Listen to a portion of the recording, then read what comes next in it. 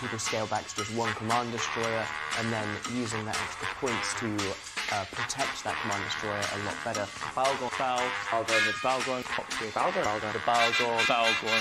Balgorn.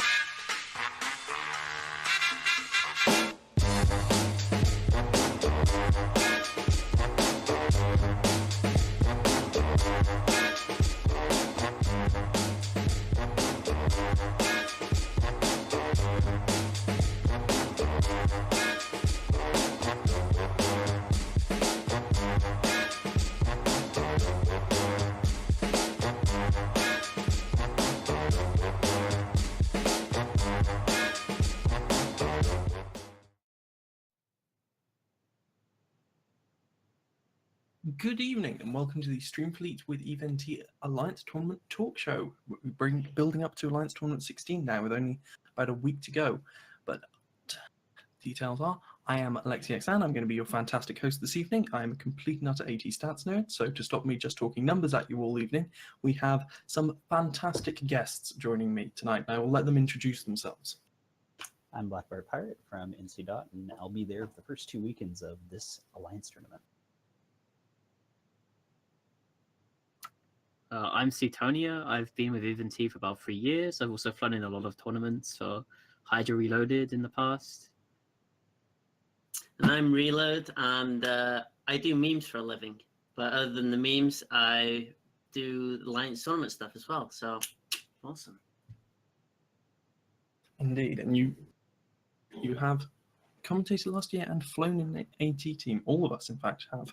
So we're going to try and start this evening breaking down what that's like, and particularly what theory crafting is going to be like, and what theory crafting is to a degree for a lot of the teams coming into this. Because we're going to have a lot of very fresh teams coming into this year's teams like Darwinism, Odin's Call, Unspoken, but also some teams like CVA who didn't get to compete in Alliance Tournament 15, who will be making a return for Alliance Tournament 16. But for those teams who perhaps weren't there last year and aren't fully up to speed with their theory crafting, I'm going to throw to you, Botanist, because where do those teams get started? Where do you begin making a run at the AET? I think that, like, just to get started, the most important thing is to kind of look at past metas and recognize that a lot of the comps that people used in the past are there for a reason. I feel that what we, especially last year and the year before, you always see in the first couple days a lot of very similar things to the year before. And, the reason people fit the ships the way they do, the reason people fly the setups that they do is because they worked really well. So you always have this really good baseline. It may not be quite the same rules or, in this case, much different rules this year, but it does give you somewhere to start. And if you kind of go into it looking at it as if you're flying on Tranquility, where a lot of the emphasis is on like, well, I can bring as many Logi or as many of this ship or as many of this ship as I want, you're probably not going to do too well. Indeed, with the rules restrictions, particularly on things like logistics and size of fleets, you can have a much different environment within the Alliance tournament to what we face on Tranquility. It's going to be a challenge for a lot of teams, though, if they're trying to do that. If they're trying to base off of last year, though, with the changes to the rules being quite drastic from last year, limiting to just one of any given hull. So, Tony, perhaps you can talk more about how you'd go about adapting some of those comps we were talking about. It's kind of really interesting, actually, if the more experienced teams have the advantage, or if the new teams have an advantage, because when the meta changes so drastically, everyone sort of has to start almost from scratch and build up again.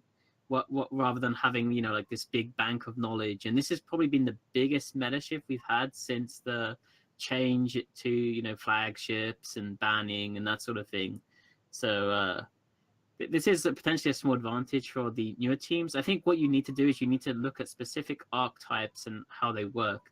So, for example, if you look at Mimitar Rush setups, obviously the Mimitar Rush is an example setup that normally relies on having fast DPS ships that sort of come in, kill a key ship, say a logistics or a ship like a Curse, just any like powerful force multiplier, kill it and position well, and then win the resulting brawl.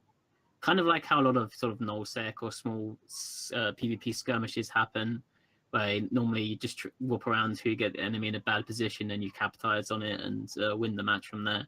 So you just want to look at archetypes, sort of, what you want to do with a ship, do with a different comp. Do you want to like a ball up and win by just having more logistics, power, and DPS and push them off to the edge of the arena? Or do you want to capitalize on mistakes? Do you want to use a control team like DAMPS or ECM? There's just a lot of to think about. And I think what you want to do is probably go back and watch some old matches and sort of label them by their different archetypes, drone all in, rapid light, spam, whatever, and then try and build a team off those old archetypes until you get something that works. Indeed, and it's perhaps one of the big questions is how do you work out whether or not your teams are working?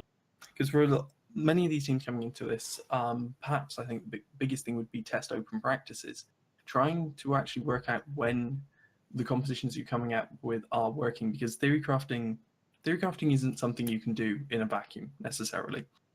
It's something that you actually need to bring into practice and apply it and iterate on it, I would guess. Mainly I'm one of the hammers used to work out whether or not something happens, but can you guys give us any insight on how you go about that sort of iteration? Well, in the previous years, what the sort of Hydra team would do is we'll go back to the previous year and say, what was strong last year? What worked last year? Let's rebuild the setup slightly with as little modification if we can, ideally. And then that becomes like a benchmark setup. And then you test all the new stuff against it. And then once the new stuff starts beating your benchmark setups, you then try and adjust the benchmark setups to make them better. And then you just constantly test and refine through that way. And you always go back to the old benchmark setups as well, because you don't want to get into a position where you're, like you're theory crafting in like some weird space where you're building setups that counter your special snowflake setups, but they're useless against generic stuff, which can happen sometimes, especially with really, like intricate comps. But generally, that's what you want to do. You just want to like get some like plain vanilla setups that you label like benchmark setups. And whenever you make a refinement to your new setups to make them better, you always need to go back to those benchmark setups and make sure they're still winning, they're still functioning correctly. Yeah, that's kind of like what I was talking about. Is if you look at last year's example, the Octodad 8 battlecruiser thing, if your comp cannot beat something similar to that, you probably should start from the drawing board a bit, because things like that are going to be so prevalent this year. It's still very viable, just the ships are a little bit different, but it is still something that you'll see.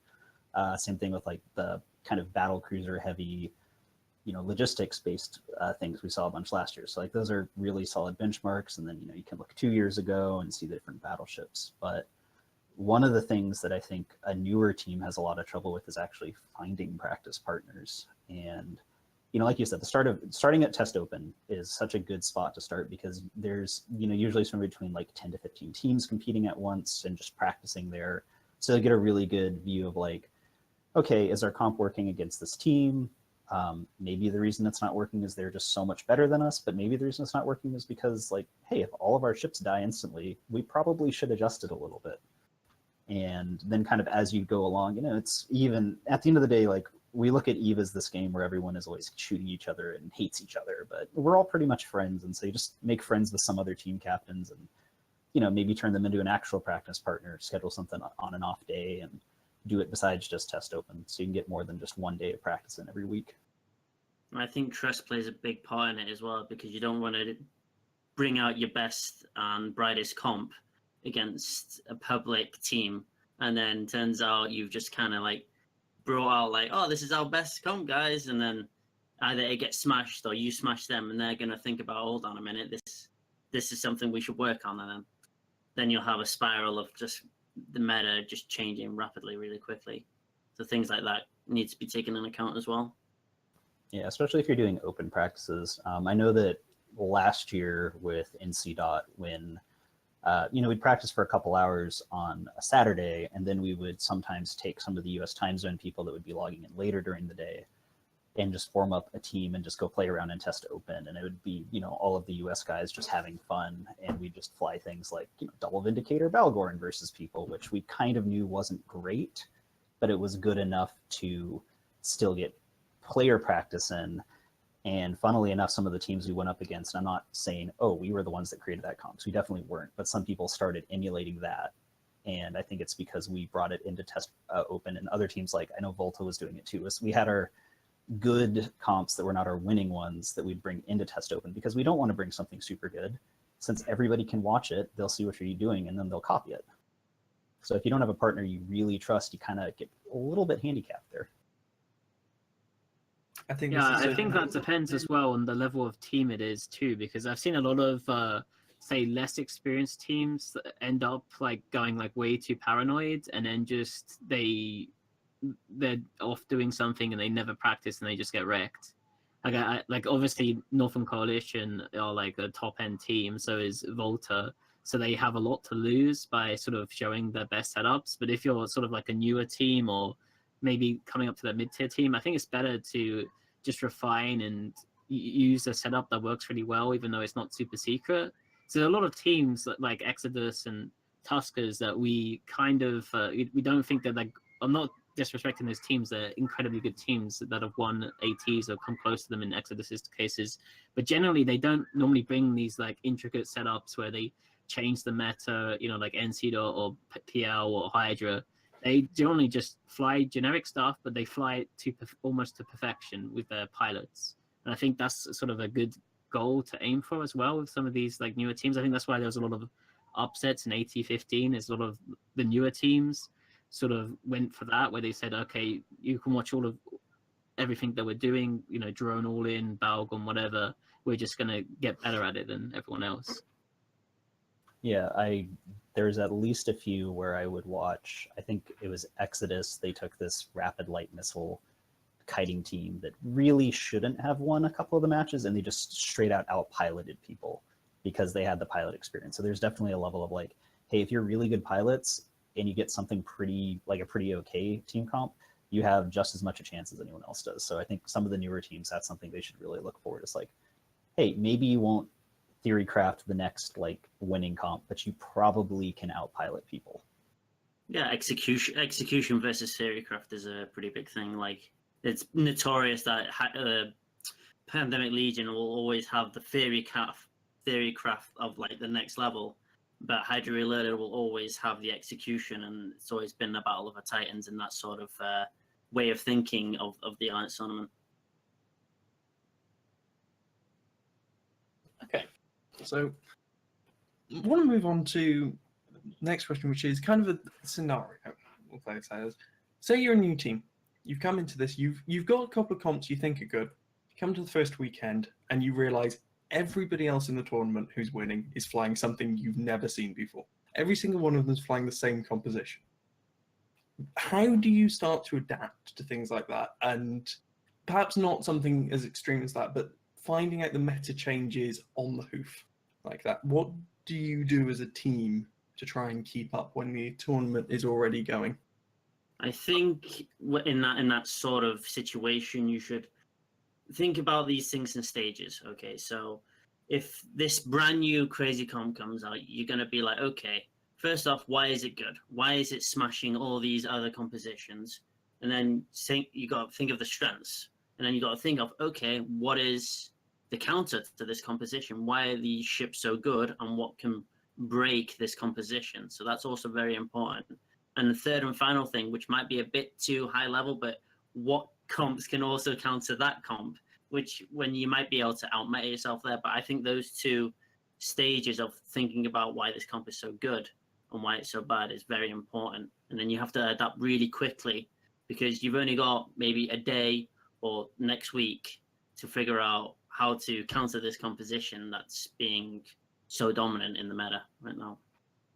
Yeah, I mean, I think if you have a decent pool of setups, like I imagine most like reasonable teams that have a decent shot of getting to the top 16 probably have like 4 or 5 setups that are available to them.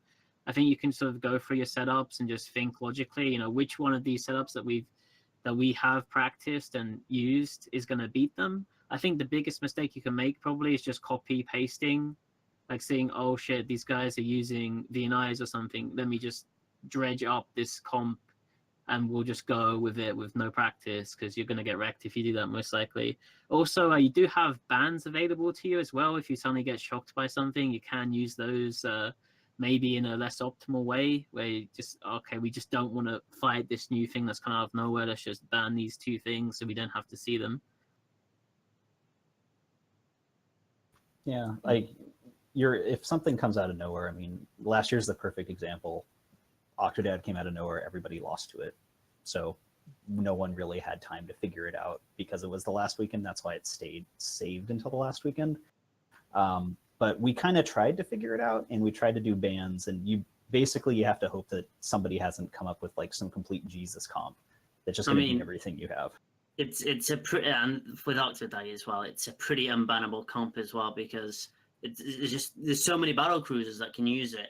So if you like, the most effective bans are probably Harbinger Navy issue and Brooks Navy issues, then they can just straight up just bring standard T1 Brooks and standard T1 Harbingers. The only real counter to Octodad was like a special Widow comp called Purple Mistress, where you would just jam out the as much DPS as possible and just try and kill them, really. Yeah, and just for the sake of, since we keep saying it, Octodad it's 8 battle cruisers and then a couple tackle frigates, and they had no logi, but they had just massive amounts of damage and projection throughout pretty much the entire arena, and it allowed them not only to be able to kill anything small, because battle cruisers track pretty well, but they also had super long range. So I think generally what I saw is they would either kill our logistics immediately and then start kiting away from us and we would die, but they had so many different options of what you could do. Like, it was just a really good catch-all team comp. It had great tracking, great range. The ships were relatively fast, relatively high DPS, and we just, like I said, no one was prepared for it, which is why everybody lost to it.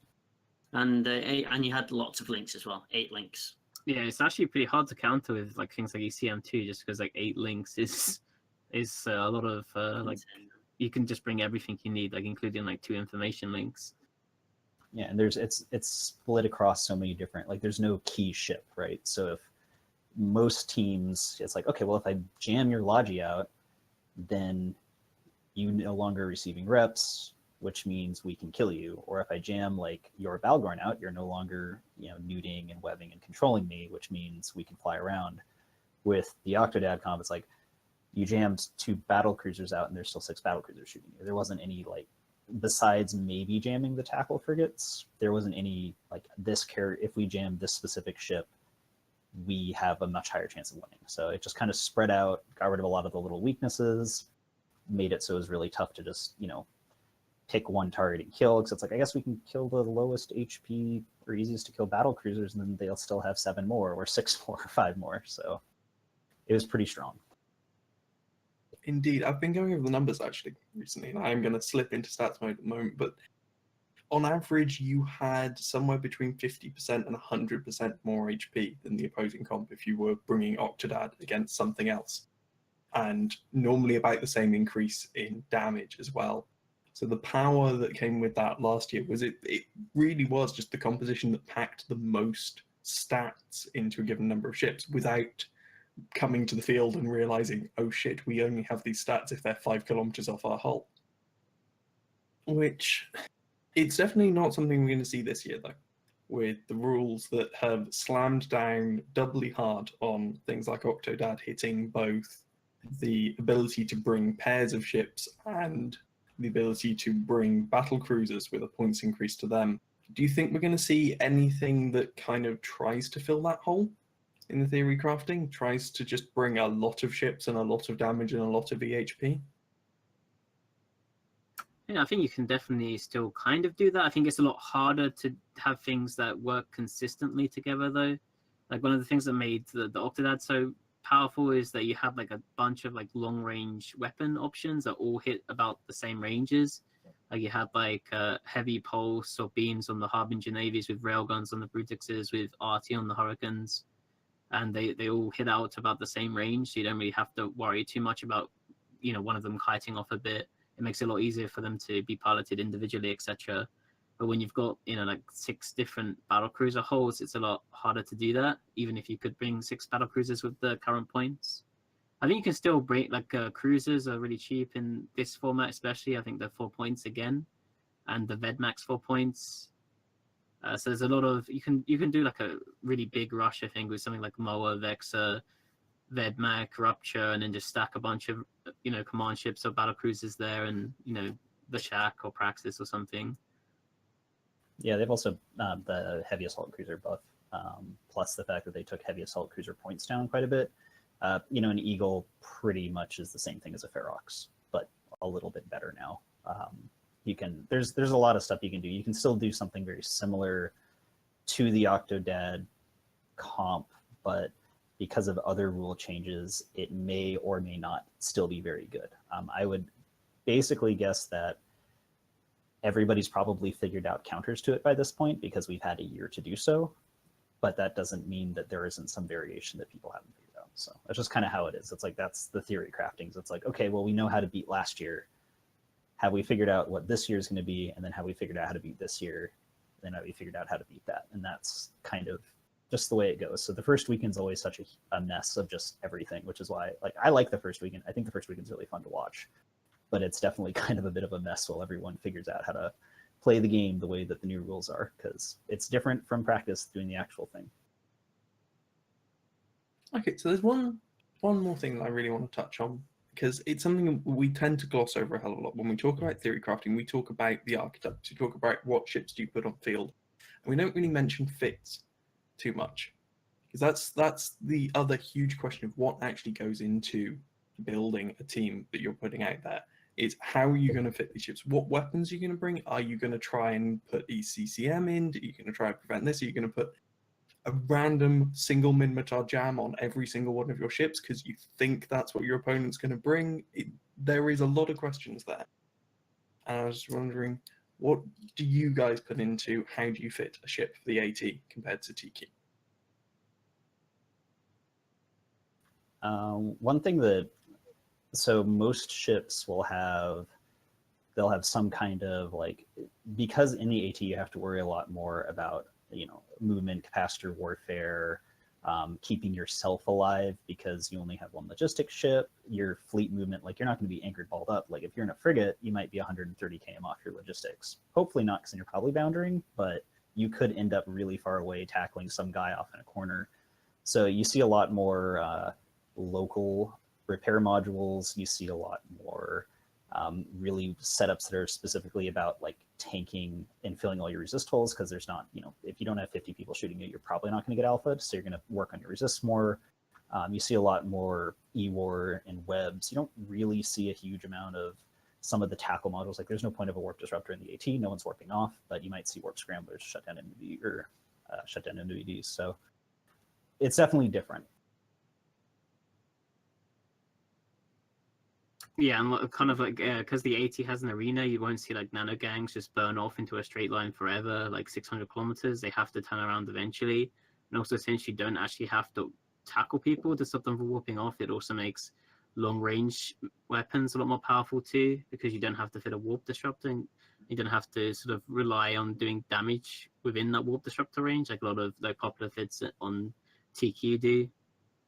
You also don't have to worry about the CPU for the warp disruptor or the cap either. So that also makes a lot of other setups that would be fairly bad on TQ actually work pretty well. Like, I don't know, like a cruise missile Scorpion Navy issue, which is probably something you wouldn't see on TQ really outside of running level 4 missions, but it's like very powerful in the AT for those sort of reasons, because it can run down people eventually. In fact, things like most cruise missile ships, if you put them in the right place to begin, don't even have to move to hit the entire arena. And there are a lot of things you can get from that limited arena. You mentioned the kiting. So there's another aspect in that things like fixing resists, particularly with Tinker comps, is something that I think you will only necessarily see in the Alliance tournament, is a mission of buffer purely for resists, because you're trying to hit breakpoints, particularly where you can tank everything permanently, where if you had sacrificed for a bit more EHP, you wouldn't quite hit that break point where you can tank the entire enemy team forever, and instead you last a bit longer if they had way more DPS, but they don't, and instead you will just die eventually. Yeah, I think that one of the big ones is like, especially battleships. Some of the smaller ships will have, you know, buffers. Some kind of battleships are just going to be like pure resist mods everywhere, because you're not going to alpha through a battleship with 9 people, or, you know, 9 to 10 people, unless 9 to 10 people are in very large ships. But because of the way the AT works, you can only bring, you know, the 100 points based on point breakdown. So you'll see things like a Scorpion Navy issue with a couple mid slots devoted to resist, some tackle modules, a cat booster, maybe an ancillary shield booster. And on TQ, you look at that and you're like, well, that's just going to get blown up instantly. But because of the way the AT works, they don't have to worry about certain situations on TQ that you do have to worry about in the AT. So you'll definitely see, especially like the bigger ships and the logistics have like way different fittings than you'll ever see on TQ. Yeah, there are specifically designed AT fits where it's just pure resist, and the reason why is because you want that rep amount with your logic. You need as much rep as possible to survive, because buffer doesn't give you resist. It's just not worth it, basically. Thank you very much, guys. And I think on that note, we're going to take a quick break, show you a preview of some of the ads you're going to be seeing in the AT. And when we come back, we're going to be talking about more into what the matches are and how they're going to differ from the standard fights you'll get on Tranquility.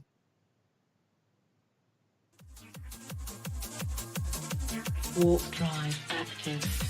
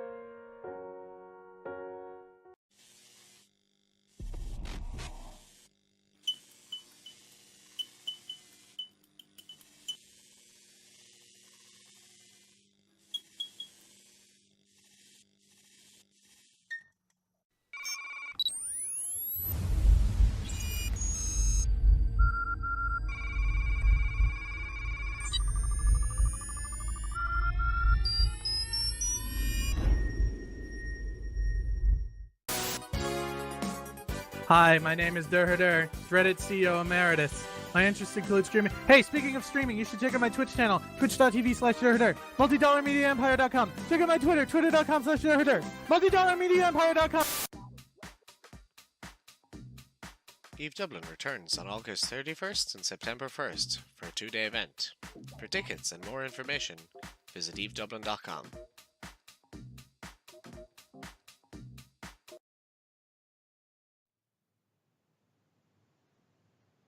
Hello, welcome back. I'm still Alexiaxan, and these are still my guests. Before the break, we were talking about how AT fits will differ from TQ, and I'm going to come back to that subject a bit now with asking Brylo particularly, what are AT ships like to fly compared to flying a similar ship on TQ? What have you got to worry about that's different?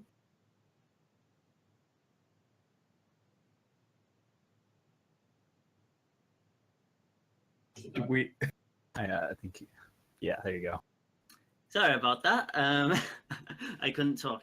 So what I was saying was that the difference between TQ and AT fits is that you'll have no buffer, like almost at all. Like you will always rely on the reps of your logistic vessels or rep bots, and they could potentially be a lot slower than usual, especially like interceptors, because they'll have a lot more buffer and resists, and they'll probably do not as much DPS as you would think they would as well. It's a bit different. That's all I can really say.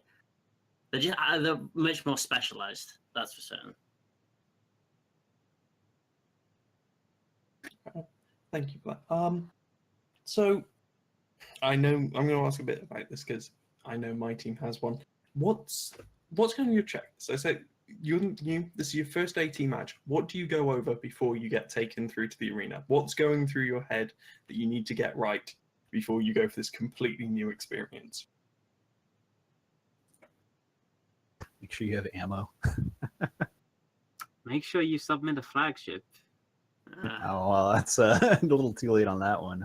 Yeah, which is I know that we always got to check and make sure, like, we do links checks, because that's, especially now since everything's like a little different script. Yeah, like a links check, making sure everyone's here. We're like really like make sure you're not lagging, because if you DC in an AT match, like, you might be able to get back in, but you probably won't. Make sure everyone's not lagging, make sure everyone has their microphones, making sure everyone has the right ships, right ammo. Like, we just check it over and over and over and over and over again until you feel like, okay, you've asked me 15 times if I'm sure that I have the right skirmish link in.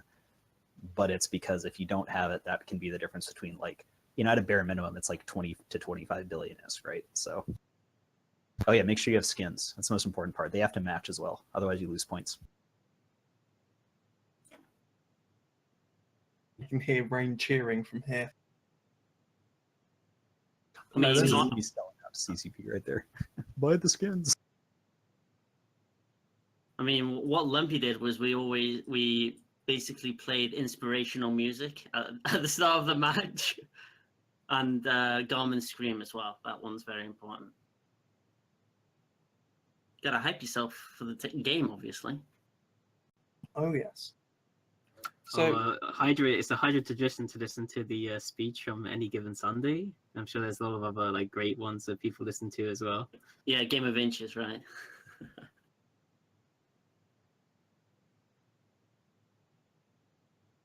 So, I think it's one of those things. Every team's going to have their own inspirational ritual. I think ours at the moment is we have Frank Meyer yell at us inspirational things about how we should do it and we need to do it. Not sure if it helps, but it helps him. No, these. Okay, so people who've never played an AT or who are coming up to their first AT, coming into a match, you don't undock, you don't go anywhere. You stay docked and you get teleported out to Jove space. So it's a lot of perhaps what begins a fight in your head on TQ. A lot of that standard prep isn't necessarily there. You are teleported somewhere and you sit in the darkness for a while, typically doing some sort of low-key panicking because you'll pause and not know what the enemy is. And then you get to warp to grid. That is about the point where you start being able to have a plan and you see for the first time what the enemy team are bringing. I'm going to throw it to you, Suit, on this because you've probably been there for most of these out of any of the pilots here. What starts going through your head when you first see the enemy team?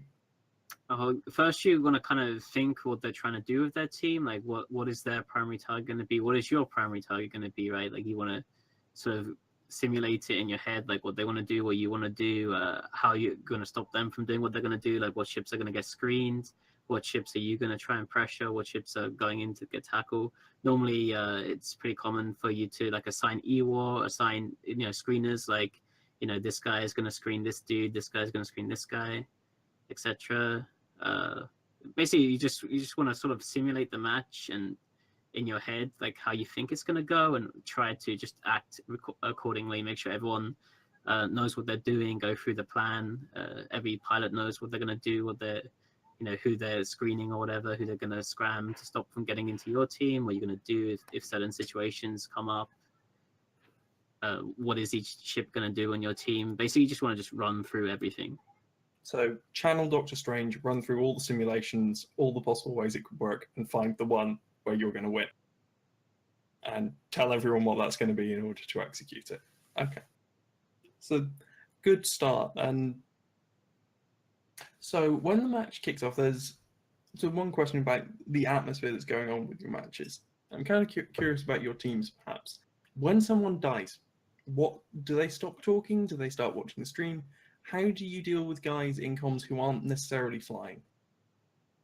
Well, I mean, it normally just comes down to like good discipline and teams that have flown together for a long time. They understand what they're doing and what they're going together with. So, like, if you die, you want to call it. You want to make sure your logistic is aware of that. You also want to make sure you're not just saying irrelevant stuff, and you can still call out useful information while you're dead. There's a lot of things you can do. You can look at different ships and call what weapons they're using. Like, look at drones on the field. Have they lost a different amount, or just there are useful calls you can still do as a capsule on the field.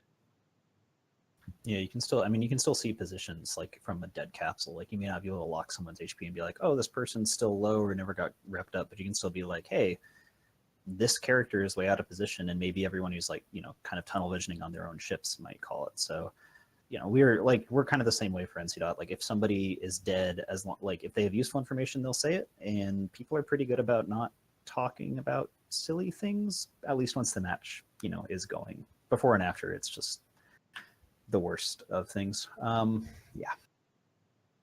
But we're totally okay with people chatting as long as they know what they're talking about. And I know that I usually would, if I died, I'd watch the stream and be like, hey, you can actually get a lot of intel from watching the stream, even if it's delayed by 30 or 40 seconds. So, pro tip.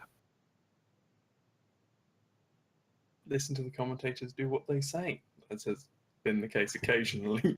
Maybe not quite that far, but sometimes.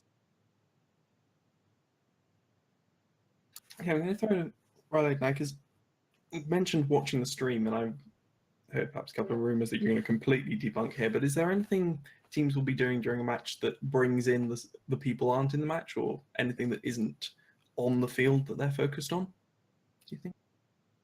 I mean, say the question again. I was a bit confused there. Okay. So basically, is there anything that's not the stuff that's directly on the field, not just what you can see in your Eve client, that comes into your thinking when you're playing out a match on the field? Maybe. It depends.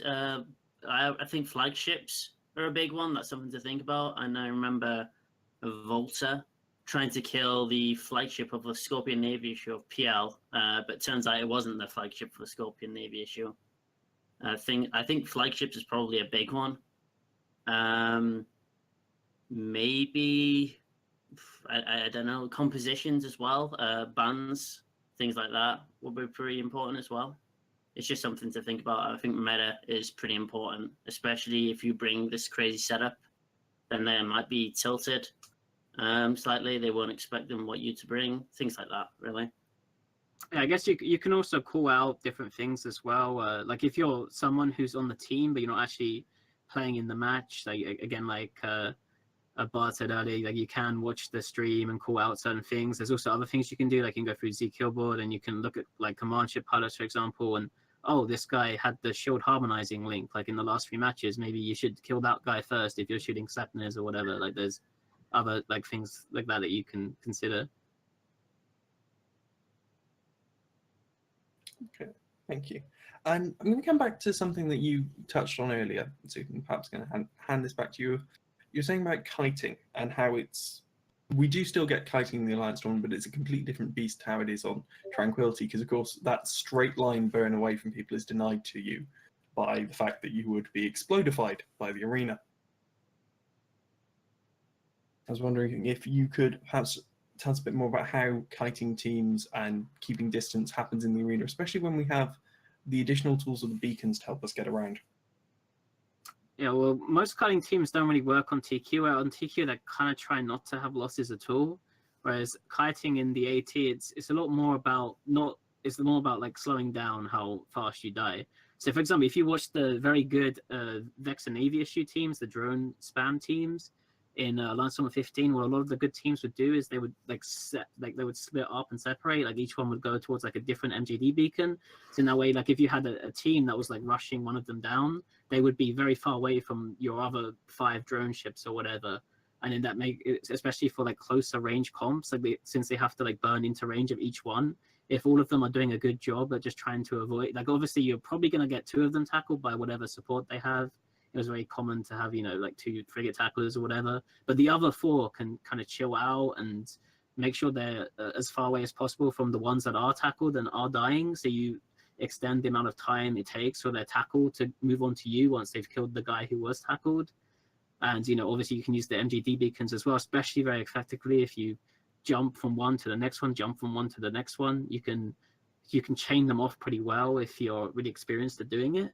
So you can like waste a lot of time for your team. I think we had like a lot of hero moments. I think there's a really good match actually. I think it was the Bastard Cartel. I can't remember who they were against. I think it was Ghost Legion, where like Ghost Legion were winning, but then the Harbinger Navy issue just blinked out the last minute in half structure, and then they won the match on points. There's a lot of really cool sort of like, even though you wouldn't think of the Harbinger Navy issue as a kiting ship, being able to get out of DPS range for a while and extend how long you live on the field is very important. So you're not really kiting in the sense that you're trying to just not lose anything at all or just minimize losses. You're trying to kite or kite and mitigate damage in a way where it takes the longest for you to die and lose your ships. Yeah, there's another one. I want to say, I think it's a Band Apart versus Volta, where Jose, who was the team captain of a Band Apart, basically kited the entire Volta drone cloud for about 2 minutes straight, which made Volta go from being 2 ships ahead to ending up losing the match, where he just bounced between MJD beacons for about 2 minutes. And it was sort of one of those, like, a lot of times you can say, yeah, this guy played really well, but that was one of those, like, you single-handedly won that match completely for your team. It was a lower bracket, so you single-handedly kept them in the AT, and that's stuff like that. Like, kiting it's different, but it can have these just insane effects. And with non-MJD beacon ships, like, a lot of the times, if you're up against a Vindicator, like, a Vindicator in the AT is pretty much, like, the danger of it is the same as on TQ, where if it gets within like 15 to 20k kilometers of you, you're going to be webbed 90%. You are never ever leaving that range again from the Vindicator. So sometimes kiting isn't necessarily what we would traditionally think of, where it's like, my ship goes very fast, I am faster than you, you cannot catch me. Sometimes it's just like, well, maybe we're about the same speed, but I need to stay 20 km off of you, or manually piloting yourself to slingshot if you do get tackled. So it's a lot of just, it's still the same idea, but it's not the TQ style of like, well, I put snakes in my Orthrus, I'm very fast, you can't catch me anymore. It's probably a lot more pilot skill based, though. I'm sure some people would disagree with me on that. I think the entire Volta team from that match would probably want to disagree with you. After the Aneros from ABA got incredibly lucky and jumped out in, I believe, less than 10% structure, which probably won them the match. And that was an example of the beacons and just being able to get some distance, keeping you alive that much longer. I think we're probably going to take that as an opportunity to run away from this section as well and go to another ad break. We will be back afterwards, where we will be talking about potential comps that we're going to see, some archetypes, breaking them down, and talking about how to look at the teams that you're going to be seeing in the coming weeks of the Alliance tournament. We will see you after the break.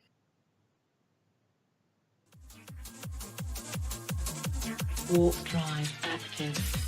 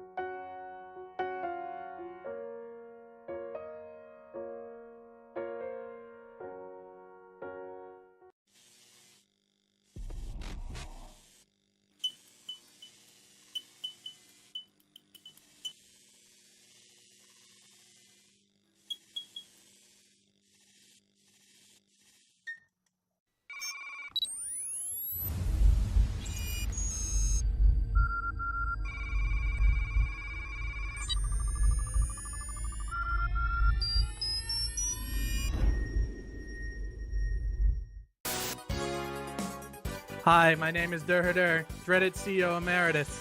My interests include streaming. Hey, speaking of streaming, you should check out my Twitch channel, twitch.tv/JerHerder, multidollarmediaempire.com. Check out my Twitter, twitter.com/JerHerder, multidollarmediaempire.com. Eve Dublin returns on August 31st and September 1st for a 2-day event. For tickets and more information, visit evedublin.com.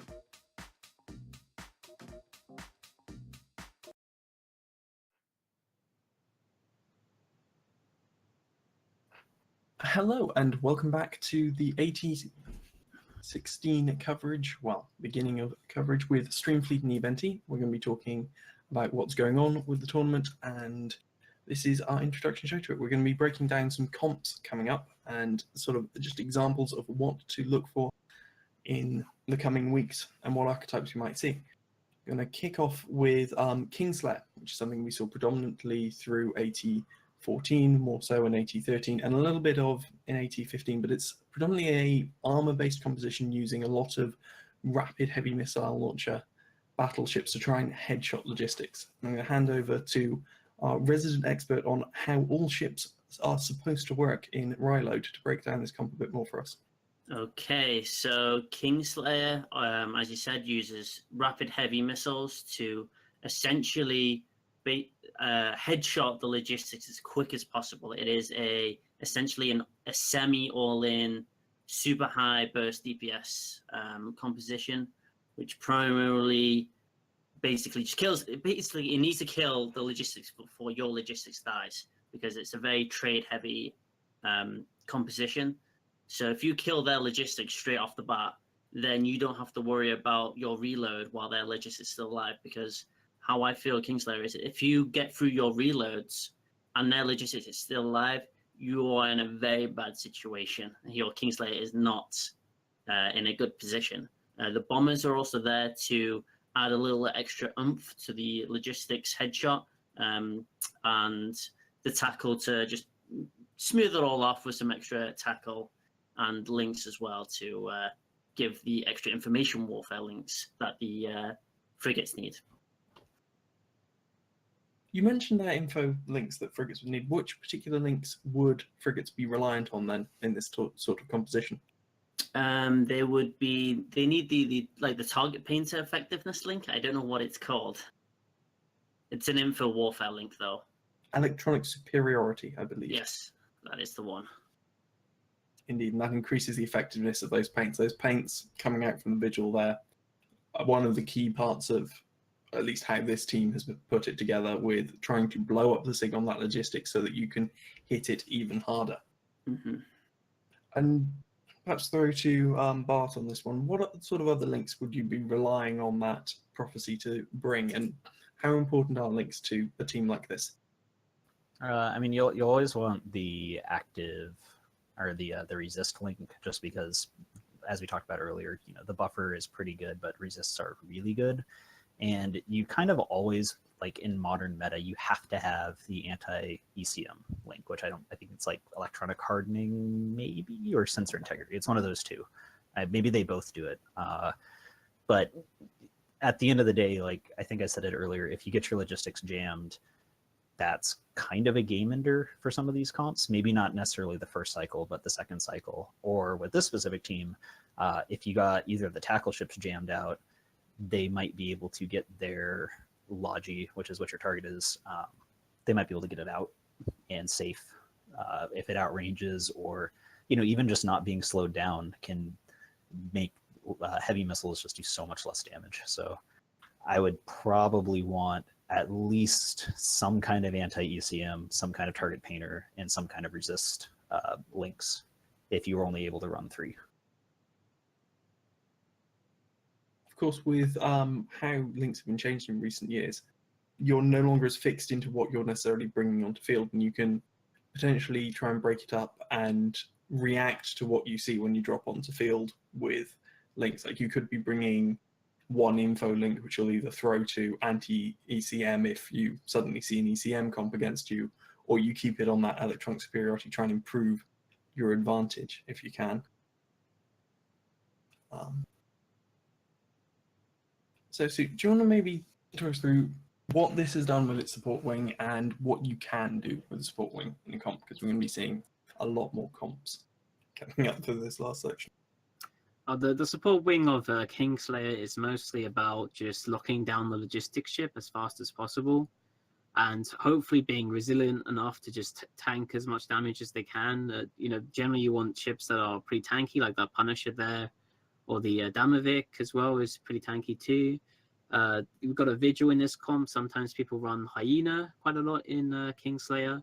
You mostly just want a ship that you want some tackle that's pretty hard to remove. Like, you definitely don't want the frigates dying before the logistics is killed by your team, because otherwise you're going to be in an incredibly bad position. You're probably going to lose the match. As generally, what you're looking for in a support frigate mostly is the ability, like how well can it screen, how fast is it, how much can it tank, what offensive E-War does it bring, how good is it at screening, how well can it extract, just things like that. Generally, what E-War do they bring? That's why we see a lot of sort of competition in that 3-point slot between things like the interceptors, which are, as you say, very good at the screening, getting in and out, and remarkably durable for what they are. And potentially a lot of teams that just want to bring those bombers, because for 3 points, those bombers are a lot of damage. I'm going to move on now and chat about next competition. So it's sort of more abstract, less of a focused in thing, is the Kingslayer, the Shield battleship top end, something we've seen a fair bit of, in practice, bit of last year, and just something that we're seeing a bit more of since the logistics changes that mean Shield is that bit more favourable in some cases. And if I can throw to Bart this time to talk about what this kind of comp would be trying to do. So the shield comps, like I'm guessing those are probably, it'll be like a Rattlesnake or Scorpion Navy issue. They have a lot of range, they have a ton of tank, and they have a lot of damage usually. They're not necessarily particularly mobile, and you have the same thing that you have on TQ, where like if you're fitting tank mods in your bed slots, you lose some tackle and some utility there. We didn't really see this a huge amount last year, just because it was hard to sort of do the battle cruiser core that everyone was flying last year with it. But the year before, we actually saw a lot, and the power of, you're basically going to be bringing like Scorpion Navy issues most of the time, just because, as we talked about earlier, like you can fit cruise missiles on a Scorpion Navy issue and hit the entirety of the arena, no matter where you are, no matter how far you are, they are going to be able to hit you.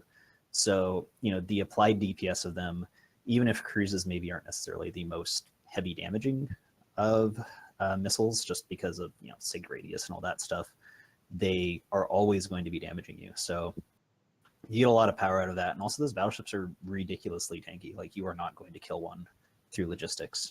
On the flip side, I personally think that shield logistics are easier to kill. They're just faster. So the kiting component we talked about earlier, like, having a good Logi pilot is probably one of the most important things for a team. Having a good shield Logi pilot is absolutely 100% required, or you will just straight up lose every time.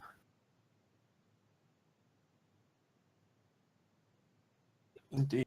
I see well, these are all example comps, basically, just to give viewers an idea of what we're going to be seeing, because, well, one, trying to get any captain to tell you what their comps are going to be is going to get you probably punched, if not blocked from various alliances.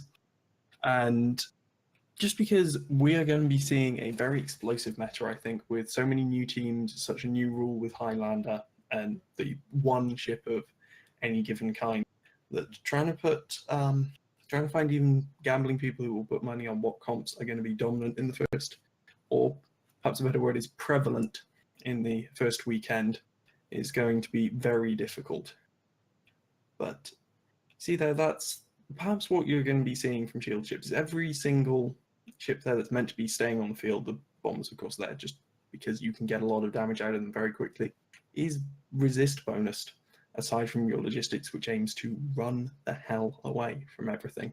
You mentioned there the shield logistics being easier to kill than armor logistics, and one of the issues that we've seen trying to kill armor logistics in recent years is with rep bots, and the fact that the vast majority of armor teams will bring often a BC core, which all have a lot of rep bots they can drop, but often they won't bring things like the Caldari ships. This is prevalent in they'll bring Galente and Amar ships, both of which have large drone bays even on their ships that are bonus for other weapons, which gives you access to those rep bots without having to sacrifice too much offensive potential.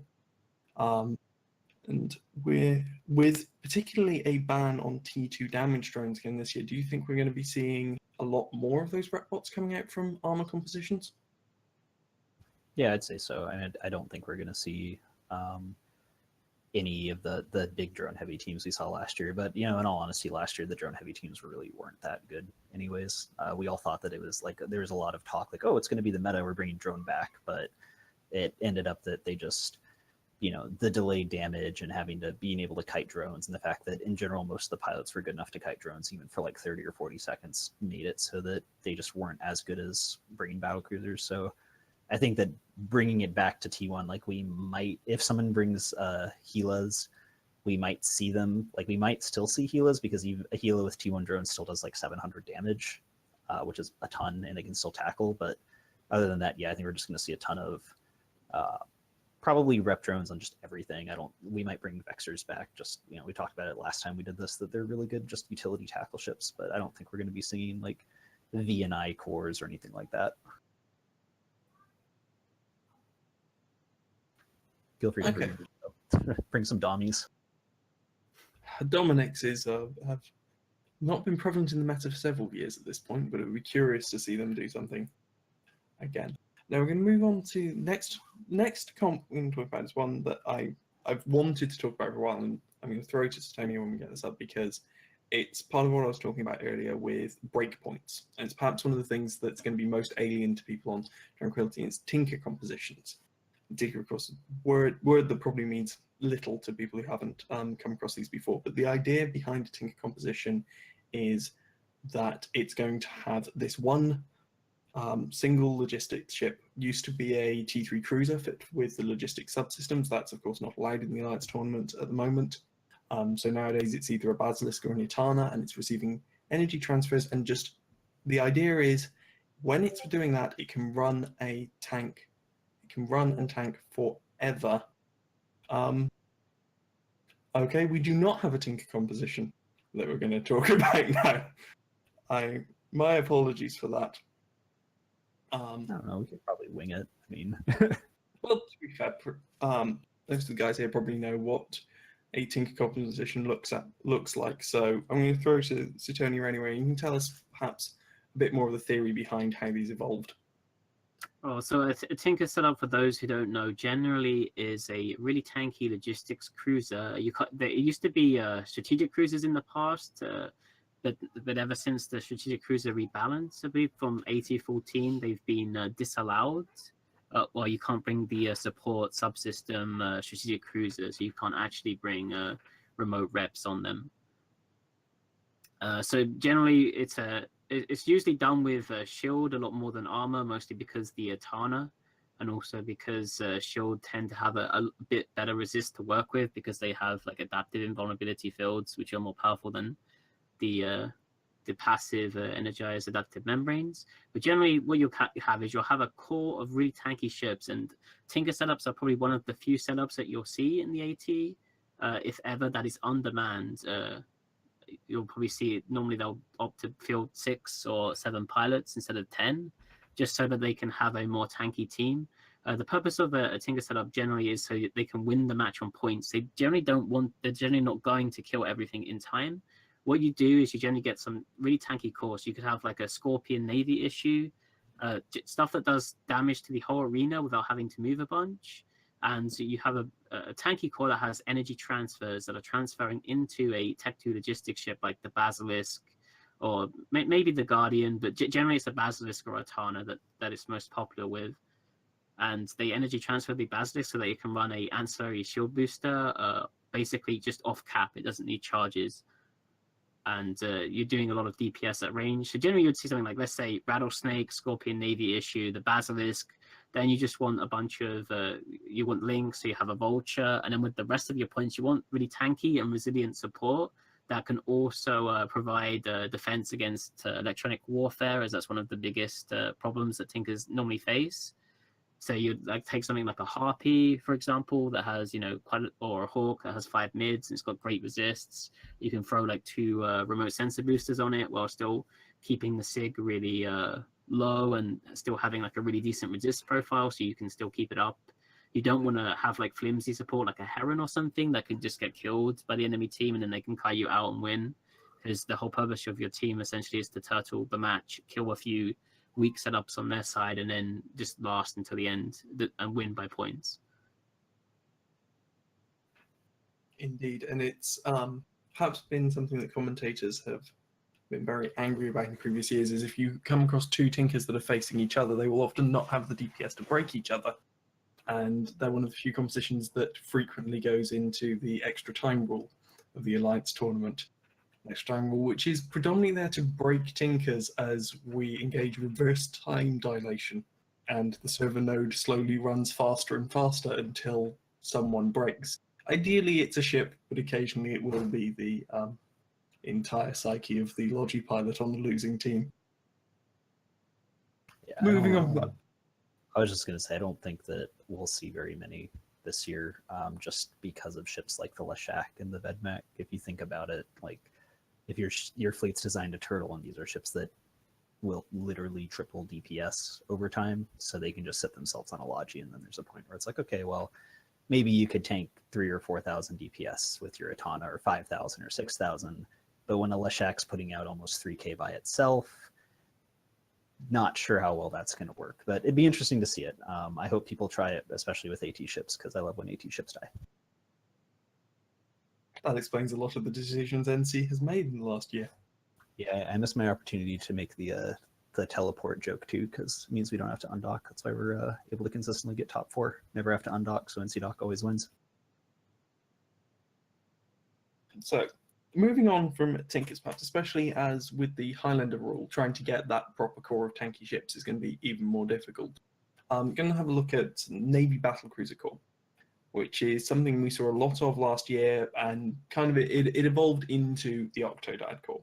It had been gestating from Alliance Tournament 14, where we saw a lot of quad Navy BC with Balgorn at the top end, but this is something we've kind of touched on already tonight, as it's just a team that tries to do damage and manages to do damage to everything and break it down. Maybe Rilo, you can give us some insight into how these compositions work. Okay, so the Navy Battlecruiser Corps consists of, well, surprise, surprise, battlecruisers, as well as usually an armor logistic. Usually this is an armor-based team, but there can be weird shield variants, but mostly it's a very tanky armor core.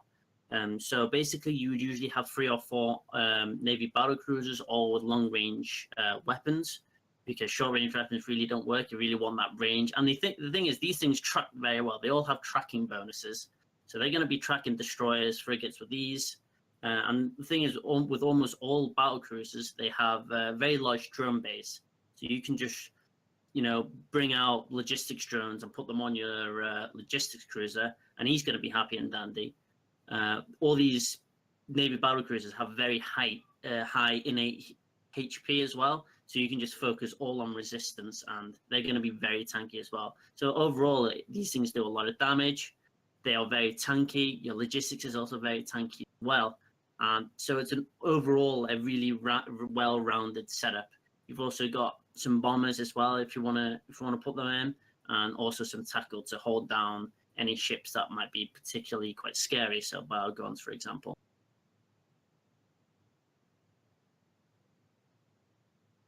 This is the kind of thing we saw a lot of last year, and perhaps we're not going to see so much of this year with changes to points values and all of those battle cruisers becoming that bit more expensive, as well as, of course, the fact you can only now bring 3 Navy battle cruisers if you want turret Navy battle cruisers, whereas last year you could, through some wrangling, bring 6.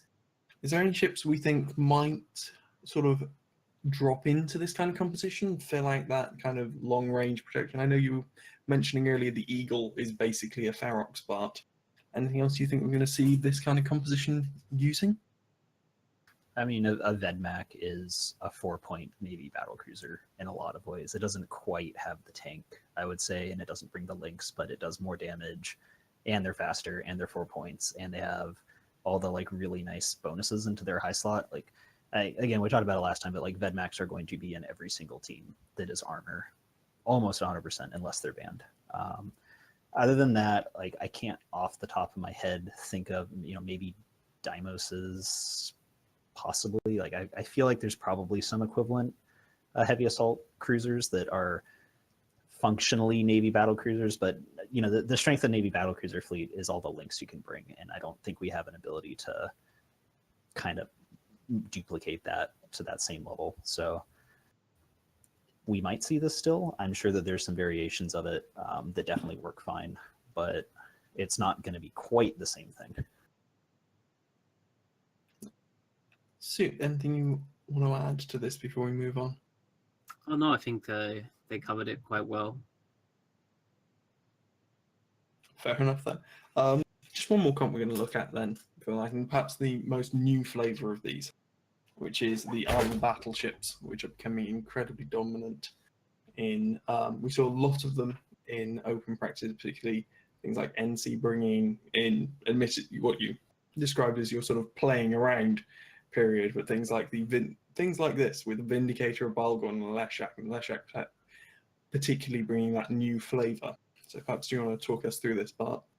Yeah, so this is like what you were saying here is literally our open practice comp that we were using for the first couple weeks.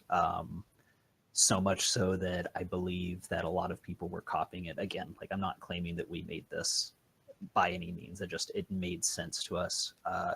This specific one gives us like the amount of control you have just from a Balgorn means that it's really hard to get away from them from far range. You have the Vindicator, which means it's really hard to get in close range, and a Vindicator plus Leshak alone is more damage than pretty much anything besides a comp like an Octodad does. Like that's 5,000 DPS right there, which is insane just from 2 ships. And then you still have the Balgorn, which could be either a full new Balgorn or a gun Balgorn at another couple hundred. You have the Vedmak, which is another couple hundred. You have Bombers, which is another couple hundred. So it's just, I was kind of predicting that this is going to be this is what I would say is the baseline comp for this year. This is what, if you're still sitting there like, well, maybe we should, if you don't have something like this or similar to this, such as like some kind of triple battleship control armor comp as a team, if there's any new teams listening, you should get this. It's a really good thing to have in your toolbox, just as a sort of base like setup. And yeah, the Executor, it's a point thing. Somebody was asking. Basically, this very specific one, you don't actually have points for a Oniros, but Executors are actually really good. This is kind of one of those weird things between TQ and not in this game or TQ and the arena tournament, is that Executors are actually very viable compared to Oniroses. They do die faster. They have all the weaknesses, like they don't rep quite as hard, they die faster, they don't tank as well. But the idea is you have so much control that hopefully you can maybe keep it alive.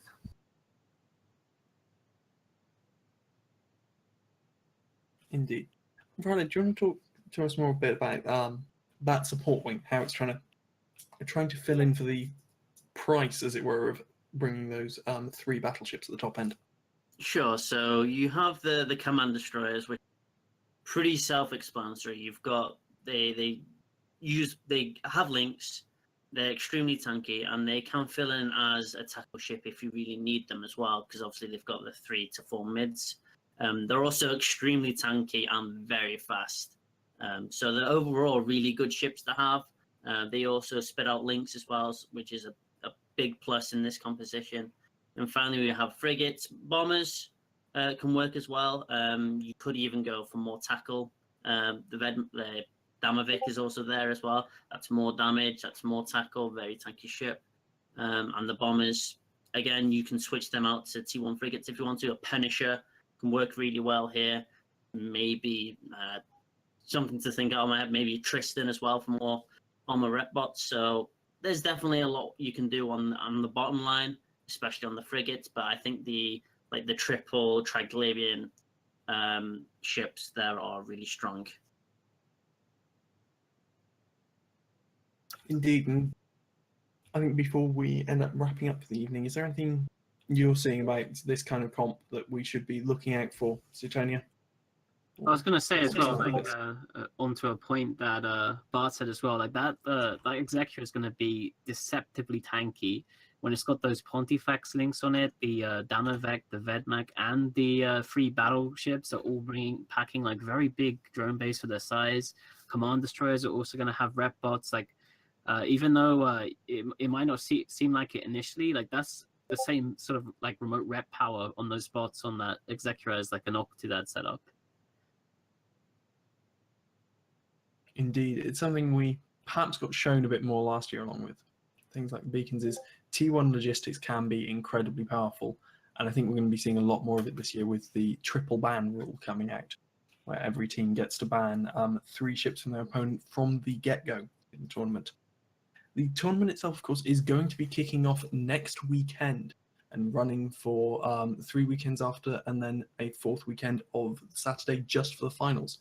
So 28th of July, 2 o'clock Eve time, I believe, is when we're going to be kicking off the proper coverage. And Streamfleet is going to be with you all the way through with breakdowns of the best matches to watch, what's been happening in the last weekend, and what's going on with the meta and who's getting through. And those are going to be every Wednesday from this coming Wednesday all the way through until after the AT is done, guiding you through the upsets and the delights of the Alliance tournament. And before we bid you all good night, is there anything that my wonderful guests want to shout out to everyone before we head off to prepare for the AT itself? I don't have anything. Bart? Shout out to Doom Chinchilla's Twitter account and to all of the people that somehow mysteriously got out of UALX. Who knows how that happened? I don't. But apparently Reddit's really mad about it. And Sue? Yeah, I'll give a shout out to a few Eve meetups. So the first weekend, the Saturday, it's actually going to be a meetup in Eve, Manchester. Unfortunately, we're not going to be able to be there because we're going to be in Nottingham covering the Alliance tournament. But if you're from the UK and you're around Manchester and you're in the area, you should go and check out Eve Manchester. Also, we're obviously doing Eve NT6. It's a meetup on the final day in Saturday in Nottingham, so you can all come and meet us and we can have a beer together, as well as you can enjoy, beer and chat and great atmosphere while you watch the final day games. Then there's also towards the start of September, I think there was an advert for it as well, is Eve Dublin. Indeed, and I'll give another shout out there to the finals party that will be Eve NT6. That'll be August 18th in Nottingham, in the studio where we're going to all be absolutely nerding out over the Alliance tournament and potentially crying when our teams don't win. So on that note, I will bid you farewell until Wednesday when we pick back up with a preview of what matches are going to be the ones to watch in that opening weekend. And thank you very much for joining us, and thank you to all of my guests for being here tonight. Shout out to Streamfleet for putting this all together, as well as Plus 10 for all the AT coverage and putting all that together. And I think that's everything, so good night.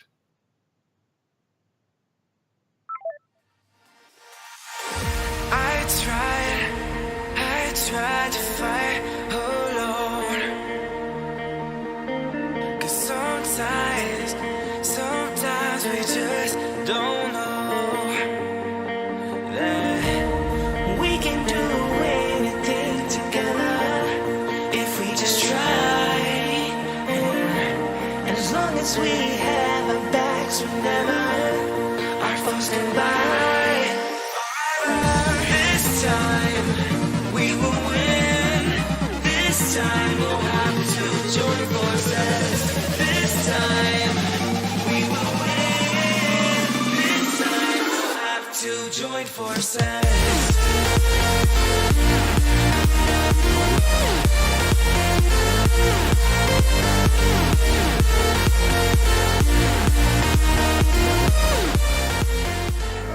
Is it over? Yeah, we're dead. We're dead. We get Cloaky. We get Cloaky Legion. I'm not gonna lie. Oh shit! We're all dead, mate. Pop it on, full drones. Nope. Just anchor on me. Broadcaster reps. They're gonna take gate guns. Full drones. As far as 50 people or 45 people in a public complete go, I think y'all all did really well and did a pretty good job organizing yourselves and following orders.